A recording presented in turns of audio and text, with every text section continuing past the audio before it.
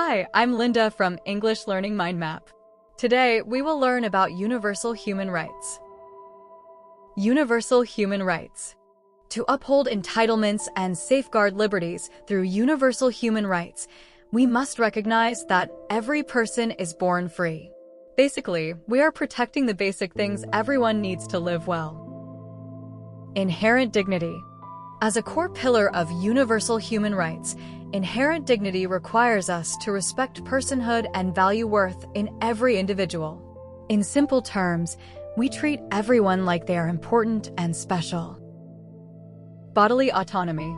Bodily autonomy is a branch of inherent dignity used to forbid coercion and grant self-determination over one's own physical self. This means nobody can force you to do things to your body that you don't want. Physical integrity. Within physical integrity, we find it necessary to ban torture and prevent harm to any person regardless of their crimes. To put it simply, we are making sure people are never hurt on purpose by others. Freedom of thought. Freedom of thought serves as a functional layer of inherent dignity to permit belief and protect conscience without fear of arrest. Effectively, you are allowed to think whatever you want and have your own religion. Conscientious objection. Through conscientious objection, individuals can refuse participation in acts that violate their soul and choose to follow morals instead. In other words, you can say no to something if it feels very wrong to you. Legal protections. Legal protections is a vital branch of universal human rights used to provide redress and ensure justice for those whose rights were taken. Simply put, we use courts to fix problems and punish people who break the rules. Due process. Due process is a core part of legal protections where the state must follow procedure and grant hearings to any accused person. This means the police and judges have to follow the rules before they can punish you. Fair trial rights. Under the umbrella of fair trial rights, courts must hear evidence and presume innocence until the very end of a case. To put it simply, we listen to the story and think you are not guilty until we are 100% sure. Equality before law. Equality before law is a functional layer of legal protections used to remove bias and treat equally every person who enters a courtroom.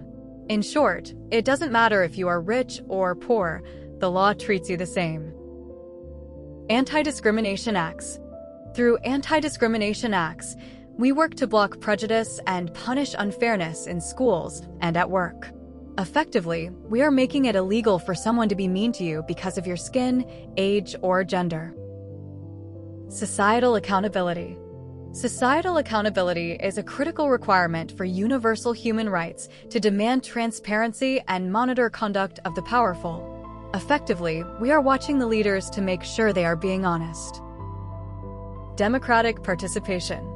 Democratic participation is a within-societal accountability used to cast votes and run for office in a free society.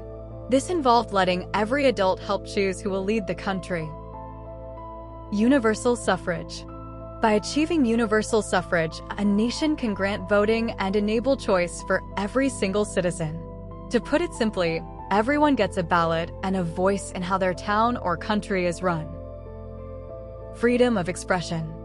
Freedom of expression is a technical application of societal accountability used to voice opinions and speak out against bad laws. In simple terms, you can say what you think even if the government doesn't like it. Press freedom. To protect our rights, press freedom allows journalists to report news and expose truth about what is happening in secret. This means reporters can tell the world if a leader is doing something bad without being arrested. Global advocacy.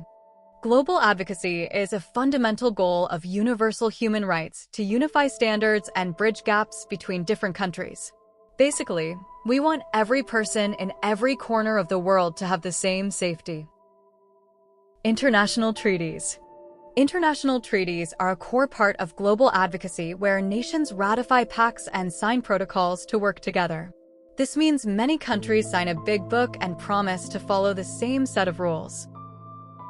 Universal Declaration. Under the Universal Declaration, we set benchmarks and define values that the whole world should respect. In other words, We have a list of gold rules that every country should follow to treat people well. Humanitarian intervention. Humanitarian intervention is a practical goal of global advocacy used to offer aid and protect civilians during a war. Essentially, if people are in danger in another country, we send help to keep them safe. Crisis relief. Under the umbrella of crisis relief, teams work to alleviate pain and provide shelter for those who have lost their homes.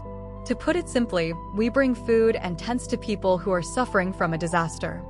Thanks for watching. Please like and subscribe for more English lessons.